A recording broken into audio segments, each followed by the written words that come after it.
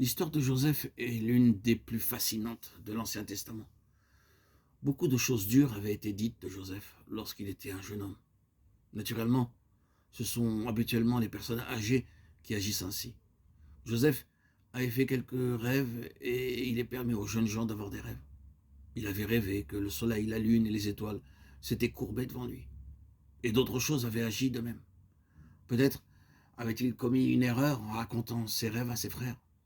Ils furent assez subtils pour voir le point, et ils interprétèrent les rêves comme étant dirigés contre eux-mêmes. Ils dirent: allons-nous nous courber devant toi? Tu es notre jeune frère. Nous ne nous courberons jamais devant toi. Maintenant, on peut dire ce que l'on veut au sujet de la discrétion de Joseph, mais ses rêves se réalisèrent littéralement. Le jour arriva où ses frères se courbèrent réellement devant lui, tremblant pour leur vie même. Oh Seigneur, aie pitié de moi.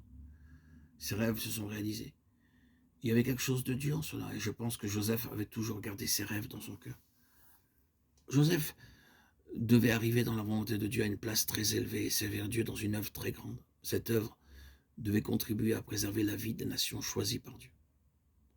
Cependant, ses frères, oui, ils avaient eu une conférence, et le sujet de leur discussion avait été de trouver le moyen de se débarrasser de leur jeune frère.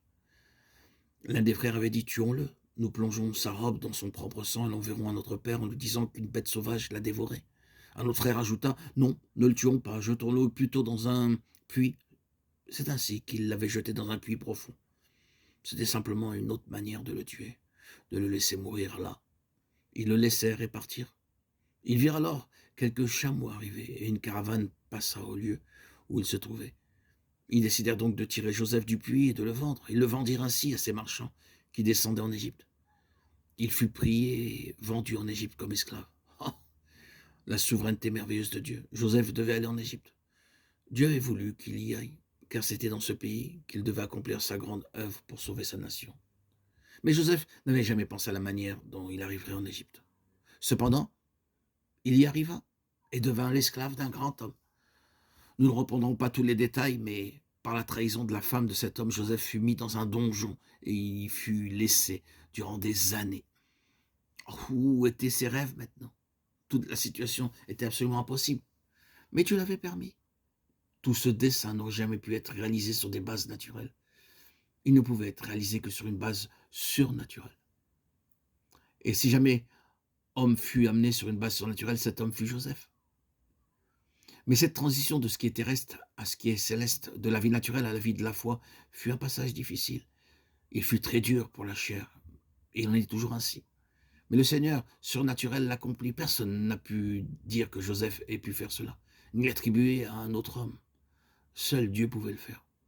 C'était sur une base surnaturelle, sur une base céleste, et non terrestre. C'était le chemin de la foi, et non de la vue. Je pense que nous devrions ici donner une grande place à Israël. Cette nation sauvée par Joseph se trouva elle-même après de nombreuses années en esclavage en Égypte.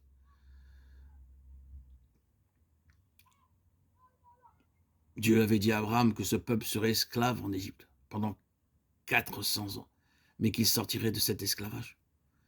Il l'en ferait sortir par une main puissante.